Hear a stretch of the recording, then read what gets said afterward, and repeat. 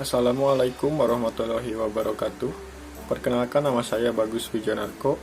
Saya mahasiswa STIE STMB Bandung, jurusan S1 Akuntansi tahun angkatan 2017. Di sini saya akan mencoba menyampaikan materi terkait dengan mata kuliah standar akuntansi keuangan, dan saya akan membahas tentang akuntansi syariah mengenai kerangka dasar, penyusunan, dan penyajian laporan keuangan syariah. Baik, di sini ada 4 poin tujuan kerangka dasar, penyajian, dan penyusunan laporan keuangan akuntansi syariah, yaitu yang pertama untuk kepentingan yang menyusun standar akuntansi syariah itu sendiri, yang kedua ada untuk akuntansi syariahnya itu sendiri, yang ketiga untuk kepentingan auditor, dan keempat untuk kepentingan pemakai laporan keuangan.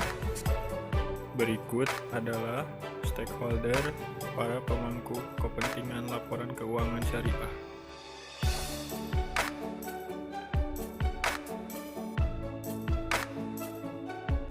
Dalam karakteristik transaksi syariah, terdapat 2 poin. Yang pertama adalah saling paham dan saling ridho.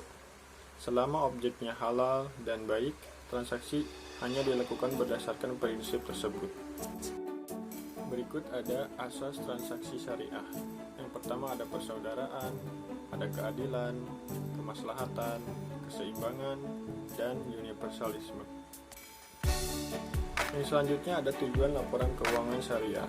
Yang pertama untuk pengambilan keputusan investasi, yang kedua memberikan informasi sosial, yang ketiga memberikan informasi mengenai zakat, yang keempat ada nilai prospek arus kas, yang kelima memberikan informasi kepatuhan laporan keuangan syariah, dan yang keenam ada memberikan informasi atas sumber daya ekonomi.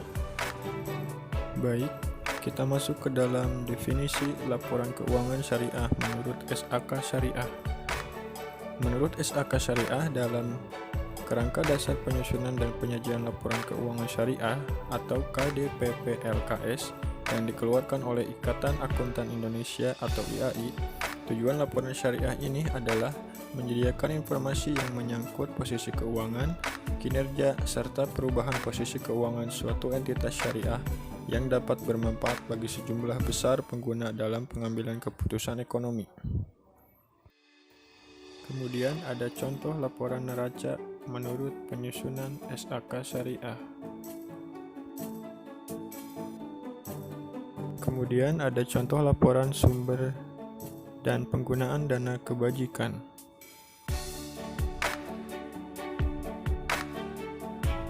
Contoh sumber dan penggunaan dana zakat.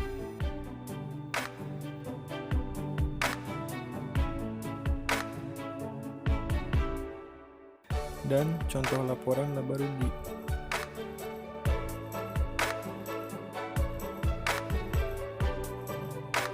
Baik, kita masuk ke dalam poin yang kedua, yaitu konsep dasar akuntansi menurut AAOIV.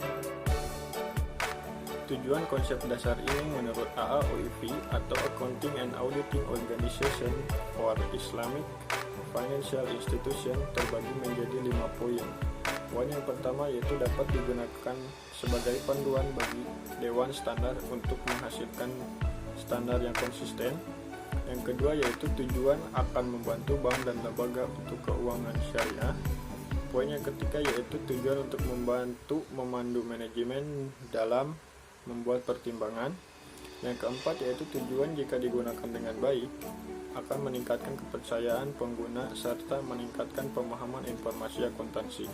Poin yang terakhir yaitu penetapan tujuan yang mendukung penyusunan standar akuntansi secara konsisten. Berikut adalah pemakai laporan keuangan menurut AAOIV. Yang pertama, pihak yang mengatur, pemilik dana tabungan, pihak yang melakukan transaksi bisnis, pemegang saham, pemegang investasi, pengelola zakat, dan pemilik dana. Syarat kualitatif dalam menentukan laporan keuangan terbagi menjadi 5 syarat menurut AAOIV. Syarat yang pertama yaitu harus relevan, harus dapat diandalkan, dapat dibandingkan, konsisten metode, dan dapat dimengerti secara umum. Bentuk laporan dalam keuangan syariah AAOIV yaitu ada laporan perubahan posisi keuangan, laporan laba rugi, laporan perubahan ekuitas, laporan arus kas, laporan perubahan investasi yang dibatasi dan ekuivalennya, laporan sumber dan penggunaan dana zakat serta dana sumbangan. Yang terakhir ada laporan sumber dan penggunaan dana Gad Hasan. Sekian materi yang dapat saya sampaikan. Kurang lebihnya mohon dimaafkan, karena manusia tempatnya salah dan kesempurnaan hanya milik Allah Subhanahu wa taala. Wabillahi taufiq wal hidayah. Assalamualaikum warahmatullahi wabarakatuh.